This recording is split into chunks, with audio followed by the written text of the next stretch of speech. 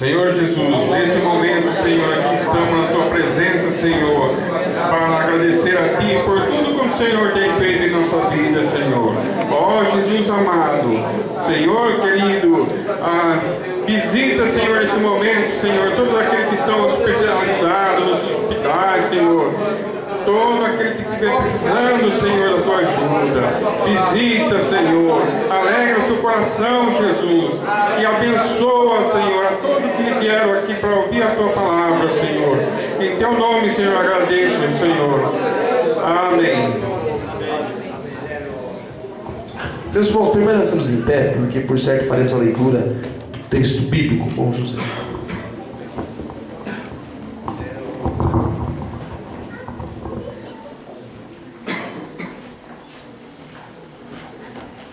Irmãos, já estaremos lendo aqui 2 versículos da palavra de Deus. Se encontra no livro do profeta Isaías. Vamos ler no capítulo de número 55, versículos de número 8 e 9. Profeta Isaías, capítulo de número 55, versículos 8 e 9, onde nos diz assim a palavra de Deus: porque os meus pensamentos não são os vossos pensamentos, nem os vossos caminhos, os meus caminhos, diz o Senhor. Porque assim como os céus são mais altos do que a terra, assim são os meus caminhos mais altos do que os vossos caminhos, e os meus pensamentos mais altos do que os vossos pensamentos. Amém? Podemos sentar, irmãos?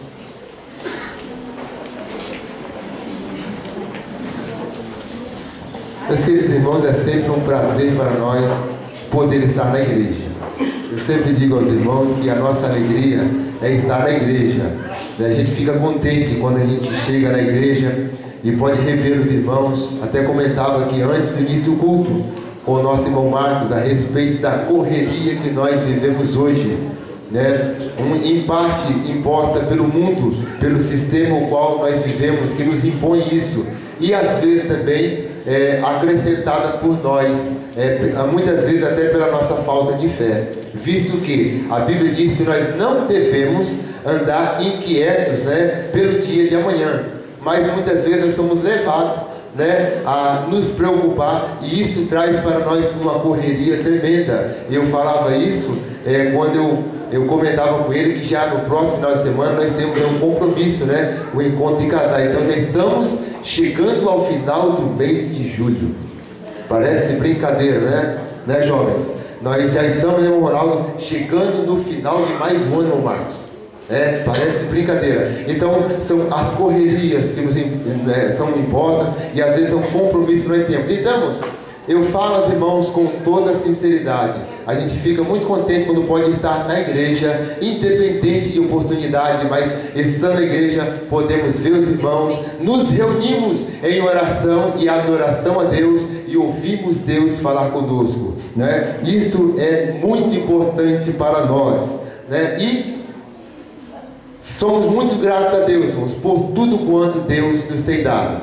Eu estava sentado ali hoje, antes do início do culto, estava pensando, né, irmãos? Quem de nós, irmãos, pode dizer como vai ser o nosso futuro? Só Deus sabe isso. Só Deus, né, irmãos? Há anos atrás, quem diria que eu estaria na igreja, conheceria os irmãos, depois que estava na igreja, quem diria, né, ver os irmãos assim, a posição que ocupa, posição financeira, posição eclesiástica. Então a gente fica surpreso e maravilhado com o que Deus faz, irmãos. Com o que Deus faz, né? Eu me lembrava, na minha adolescência, quando eu tinha 14, 15 anos, motivado, irmãos, pelo sofrimento. Motivado pelo sofrimento, porque eu na minha infância, na minha adolescência, eu sofri muito. Não morava em casa como nós moramos hoje em dia, não. Morava em barraco, né? Era uma vida que, se a gente contar para os irmãos, acho que é brincadeira, mas enfim, isso passou e hoje temos uma vida abençoada. E por que reclamar? Por que não adorar a Deus? Não agradecer a Deus, visto que somente Ele pode fazer isso? Então, irmãos, meditando aqui na palavra de Deus, irmãos, os pensamentos, eu pensava, né? os irmãos aqui na minha retaguarda, os irmãos que vieram no congresso, no sábado e no domingo, os irmãos notaram que Deus falou com relação a sonhos. Sonhos frustrados, né? Sonhos que pareciam que não ia se cumprir, como por exemplo o do profeta Ezequiel, se preparando para uma coisa, de repente ele viu o seu sonho interrompido, mas lá na frente Deus ele pega e ele cumpre com a sua promessa. E são esses, irmãos, os motivos que levaram Paulo e nos levam também hoje a dizer, como Paulo disse na carta aos Romanos, capítulo 1, versículo 16, onde Paulo escreve assim, olha: porque eu não me envergonho do Evangelho de Cristo, porque é o poder de Deus para a salvação de todo aquele que crê. Então, a pregação do Evangelho, aí Paulo diz também aos Coríntios, que para os judeus é vergonha, né? Para os gregos é loucura, mas para nós é alegria, pois nós cremos, pode ser loucura para um, pode ser vergonha para outro, mas para nós é motivo de alegria. Tem que ser motivo de alegria, irmãos. Porque Deus, ele traçou planos para nossas vidas. E eu disse já de início que Deus, ele já tem feito muito em nossas vidas. E quem pode dizer o que Deus pode fazer ainda? Não é? Quem pode dizer o que Deus pode fazer ainda? Veja bem, a palavra de Deus está falando conosco aqui nesta noite que os caminhos de Deus, os pensamentos de Deus, eles são mais altos que os nossos. Nós temos que ter sonhos, irmãos. Eu ouvi há cerca de 1 mês ou 2 atrás, a gente ia para São Paulo na reunião, e um jovem, 22 anos de idade, ele mora em um daqueles viadutos ali, perto da Praça da Sé, e ele dizia o seguinte: tem 22 anos de idade, para que eu vou me preocupar com comida, se na igreja dão sopa todo dia? Eu como lá. Por que eu vou me preocupar com roupa? Quando a minha roupa fica suja, fica velha, eu vou lá e dou outra nova, eu vivo aqui bem. Aí para esse sim, para esse não tem expectativa de futuro, porque ele não sonha. Mas nós temos que sonhar. A juventude tem que traçar um alvo, um objetivo para a sua vida. Nós, tanto na vida material quanto espiritual. Agora, além de tudo isso, Deus diz que os planos dele, os pensamentos dele, não são os nossos. E aí, irmãos? Muitas vezes a gente pensa alto. E Deus está pensando de uma maneira que nós podemos achar que é baixo. Às vezes nós pensamos baixo e Deus pensa alto, é o inverso. Deus está dizendo aqui que o pensamento dele é o inverso, a princípio. Porque Deus sabe como trabalhar. Deus conhece o ser humano. E Deus conhece o nosso futuro. E muitas vezes, para ser abençoado lá na frente, a gente precisa passar, não é, pela faculdade, pela escola de Deus. A gente às vezes não entende. Agora, o importante é a gente estar sempre no centro da vontade de Deus. O importante é a gente estar sempre consultando ao Senhor. Qual é a tua vontade? O que eu faço agora, Senhor? Por exemplo, no livro de 1 Crônicas, capítulo número 14, no versículo 10, Davi consulta a Deus e diz assim: Senhor, eu subirei a peleja contra os filisteus ou não? E Deus disse: sobe a peleja contra os filisteus, porque eu os tenho entregado em suas mãos. Aí Davi foi e venceu a guerra. E Davi tomou isso como uma regra geral na sua vida? Não. Toda vez que ele passava por dificuldade, ele consultava ao Senhor de novo, irmãos. Porque o que Deus aprova hoje na nossa vida não significa que Ele vai aprovar amanhã também. E no versículo 14, Davi consulta a Deus de novo: Senhor, eu subo a peleja ou não? E Deus diz não para ele: agora não, Davi, espera, fica debaixo aí das amoreiras, e quando você ouvir som de pegadas sobre a copa das amoreiras, aí você sai, que aí sim, esse que é o sinal. Ou seja, nós temos que estar sempre no centro da vontade de Deus, e passamos por dificuldades também, mesmo estando debaixo da proteção de Deus. No livro de 1 Samuel, capítulo 30, encontramos Davi em um momento de amargura da sua vida. Ele havia saído da sua terra, tinha ido para a terra dos filisteus, e agora ele tinha saído à guerra, justamente contra o seu povo. Mas um dos príncipes dos filisteus vê Davi ali e diz: nem pensar, Davi, ele é hebreu, ele é judeu. Como que ele vai guerrear contra o seu povo? Pode ser que ele chegue lá e o coração dele se vire contra nós estamos perdidos. Pode voltar para trás, Davi. E Davi voltou. E quando a Bíblia diz que quando Davi chega na cidade de Ziclag, os inimigos tinham atacado a cidade. Eles tinham destruído a cidade, eles tinham levado tudo embora. A Bíblia diz que os companheiros de Davi se revoltaram contra ele. A Bíblia diz que Davi chorou a ponto de acabar as suas forças. E aí o que Davi faz? Ele vai consultar ao Senhor. E ele faz duas perguntas ao Senhor. Ele diz: Senhor, eu subirei, eu vou atrás dos meus inimigos ou não? Senhor, eu indo atrás deles, eu vou alcançar eles, eu vou ter vitória ou não? E Deus diz: vai, Davi, porque você vai alcançar e você vai conseguir tudo de volta. Então, irmãos, a gente tem, irmãos, que buscar. Eu pensava esses dias, nós, irmãos, gradativamente estamos nos afastando da genuína palavra de Deus, estamos perdendo a sensibilidade espiritual, estamos perdendo a nossa fé em Deus. Para resumir, estamos falando, o pastor falou aqui muitas vezes nessa noite a respeito de fé, e nós estamos perdendo a nossa fé em Deus. E como é que nós podemos ter fé em Deus? Romanos 10 e 17, que de sorte que a fé é pelo ouvir, e em ouvir a palavra de Deus. Quando nós ouvimos a palavra de Deus, quando nós consultamos a Deus, nós encontramos respostas, irmãos, que nós não encontramos às vezes no nosso amigo. Resposta que nós não encontramos às vezes no nosso irmão. Resposta que eu garanto aos irmãos, nós não encontramos na sociedade. Não encontramos, mas nós encontramos aqui dentro da palavra de Deus. E como entender a Deus, irmãos? Como entender a Deus? Entendendo a palavra de Deus. Como entender que os caminhos de Deus são mais altos que os nossos, que os pensamentos de Deus são mais altos que os nossos. Nós temos que entender. Fiquei muito contente que eu vi a irmã Neide, como prega bem, que visão tem. Isso é bom. Isso é bom. Veja bem, irmãos, vamos aqui para um relato bíblico. Deus tem uma promessa na sua vida? Amém. Eu creio que Deus tem uma promessa na vida de cada um. Agora, e como está essa promessa? Como está o seu coração? Como está a sua esperança? Vocês viram que José passou em sua vida? Jovem ainda, adolescente, ele começou a ter sonhos. Ele começou a sonhar, e Deus não trabalhava na vida de José, trabalhava. Agora, o trabalhar de Deus, irmãos, nós muitas vezes não entendemos.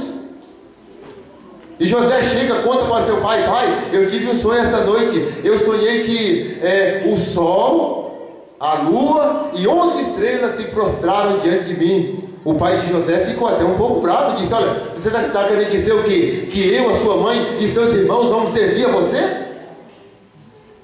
José, a Bíblia não diz que ele respondeu, mas a resposta do seu pai foi assim: José, ele era um sonhador, e ele era um jovem fiel a Deus.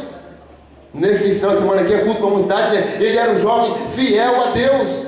E agora, irmãos, Deus vai preparar José para que José sustente a sua família e para que José preserve a nação de Israel. Agora, a promessa de Deus, irmãos, ela não se cumpre muitas vezes em um mês, nem em um dia, nem em 10 anos. Às vezes ela vai além disso, irmãos.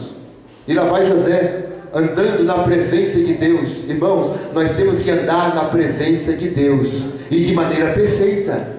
Deus, lembre-se que Deus uma vez ele chamou Abraão. Abraão já era idoso. Ele diz: Abraão, anda na minha presença e ser perfeito. Nós temos que andar na presença de Deus e de uma maneira perfeita, de uma maneira correta. E agora lá vai José. Ele vai ter um encontro com seus irmãos para nós adiantarmos. E o que acontece com ele? Ele era paparicado, bajulado por seus irmãos? Não, os seus irmãos tinham inveja, tinham ciúme, porque não entendiam o trabalhar de Deus na vida de José. Quantas vezes, irmãos, nós não somos entendidos? Quantas vezes nós somos desprezados?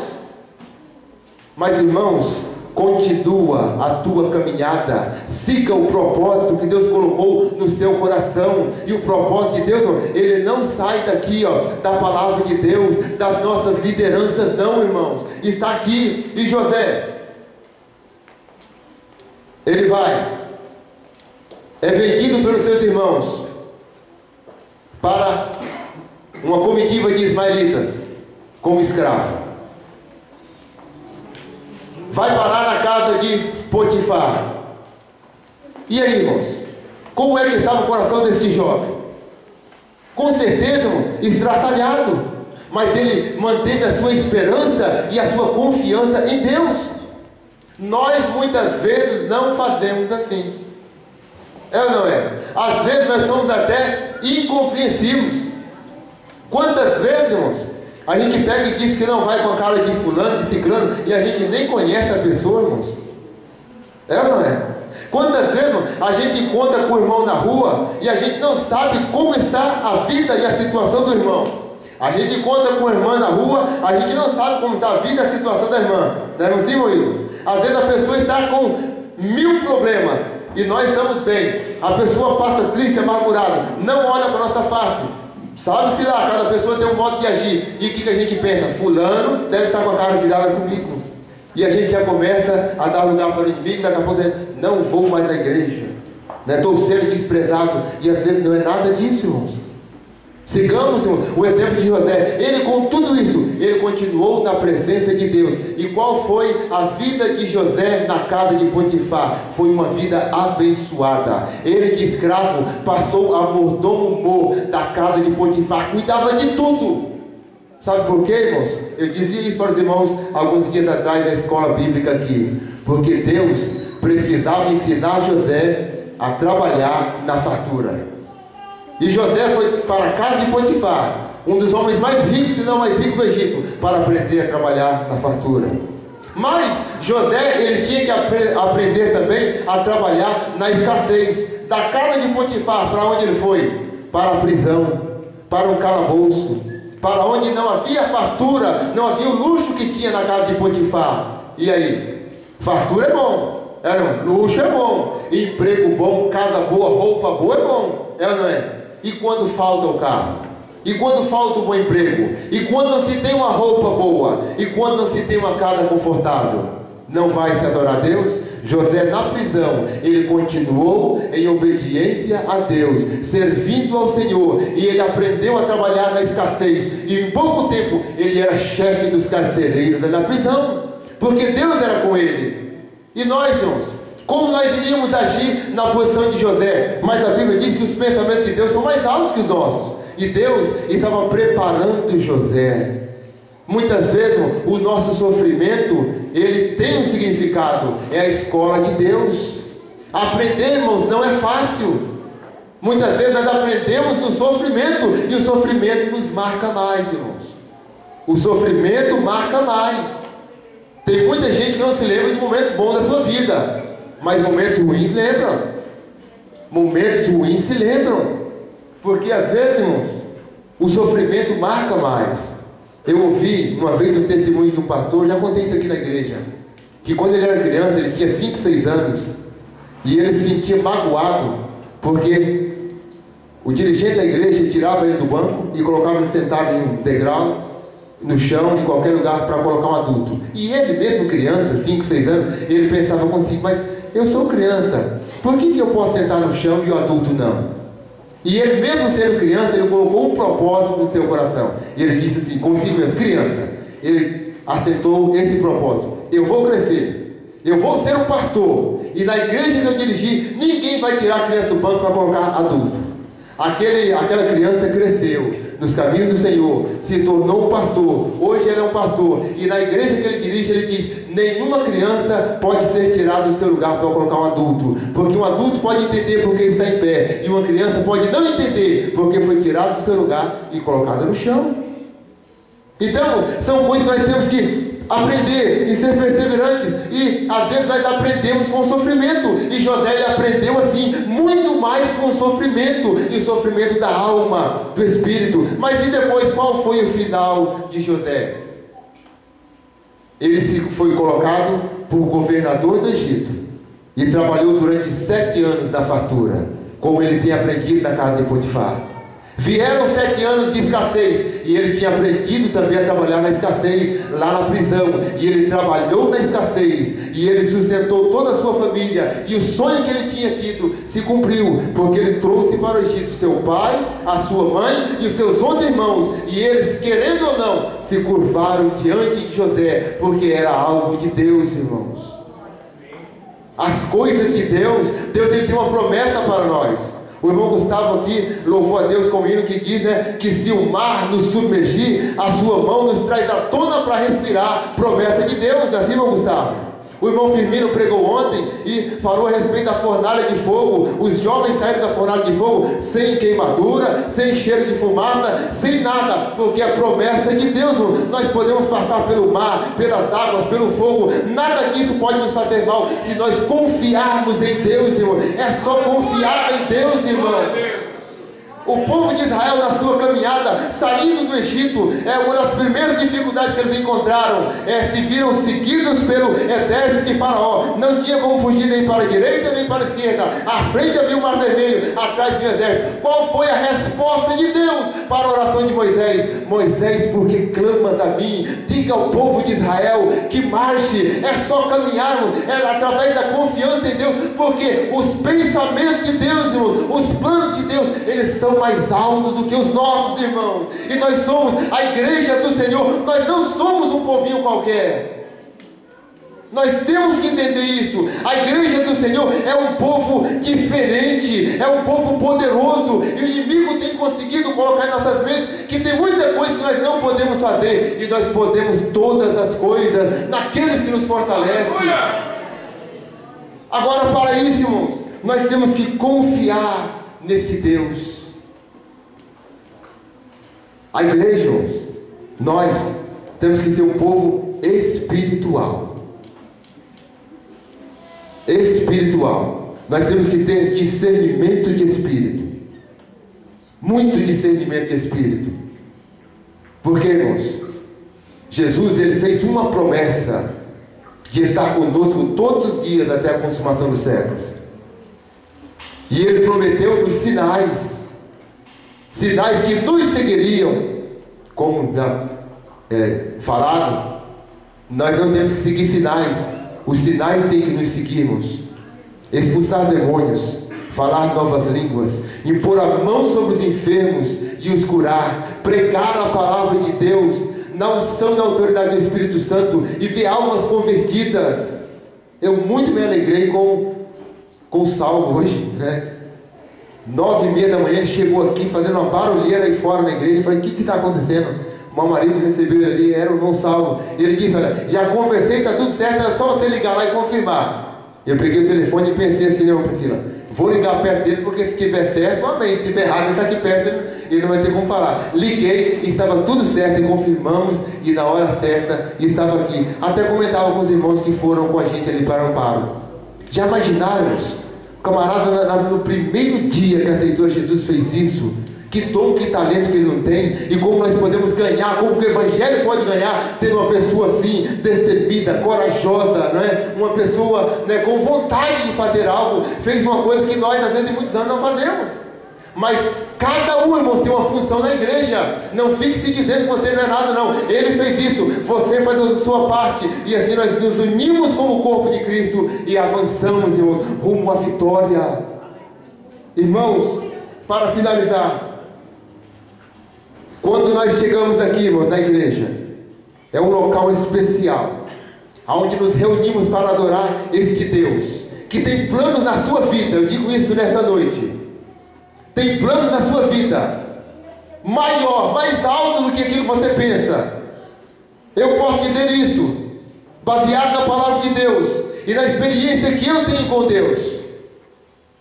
Porque eu não tinha nada, hoje eu tenho tudo, a começar pela salvação, pela igreja, pela família. Como disse Paulo, enriquecido estou, e de nada tenho falta, mas graças ao nosso Deus. Acredite neste Deus, irmão.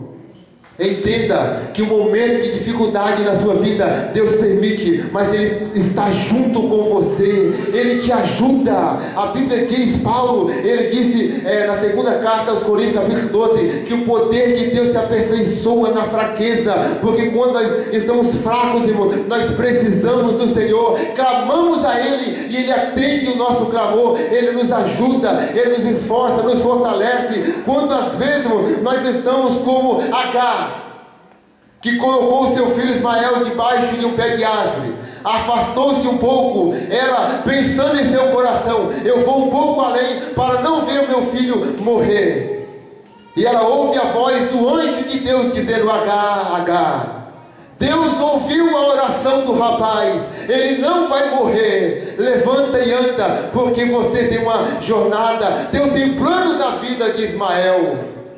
Nós temos que ter essa fé, irmãos.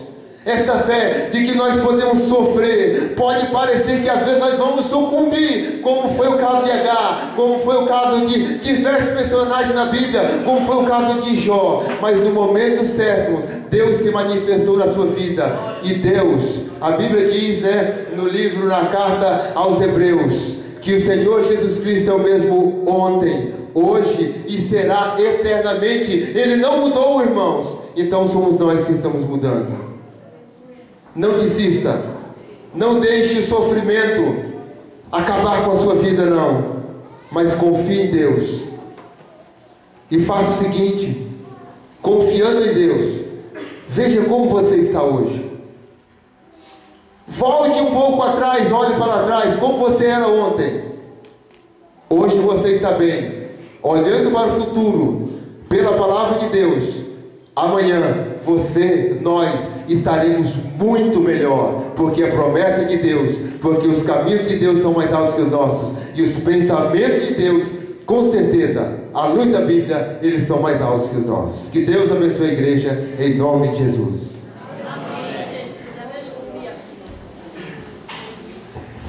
Meus queridos irmãos, nós gostaríamos de saber se nesta noite alguém que deseja aceitar Jesus Cristo como seu único e suficiente Salvador.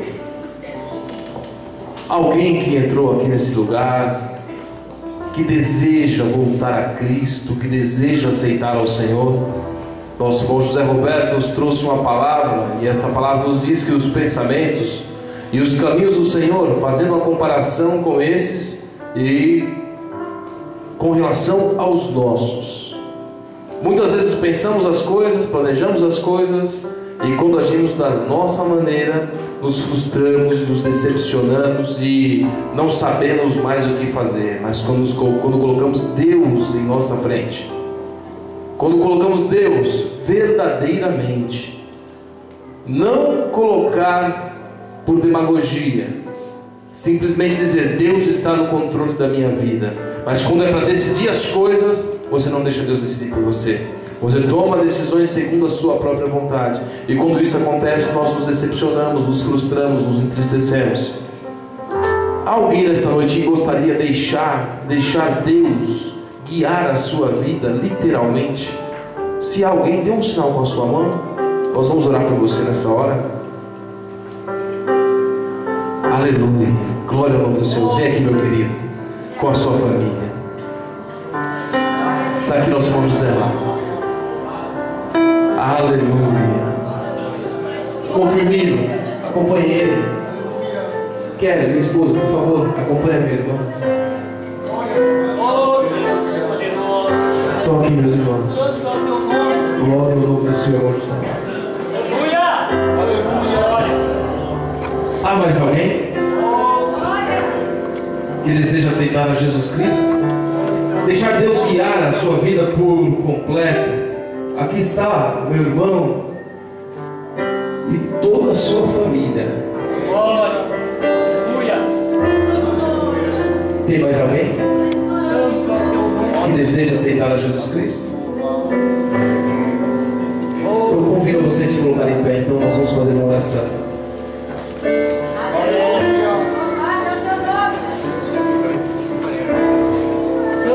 Aleluia.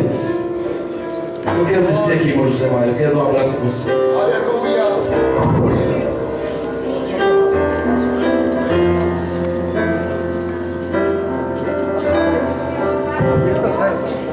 Aleluia. Irmão José Maia.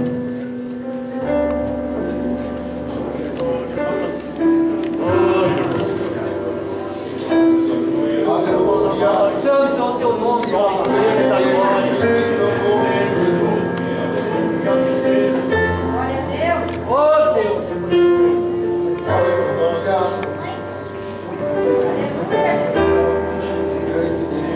Eu quero fazer uma oração com os irmãos aí, certo? E eu quero que os irmãos repitam essa oração comigo, dizendo o seguinte: Senhor Jesus, entregamos as nossas vidas a Ti. Escreva o nosso nome no livro da vida. Escreva nosso nome no livro da vida. Perdoe os nossos pecados.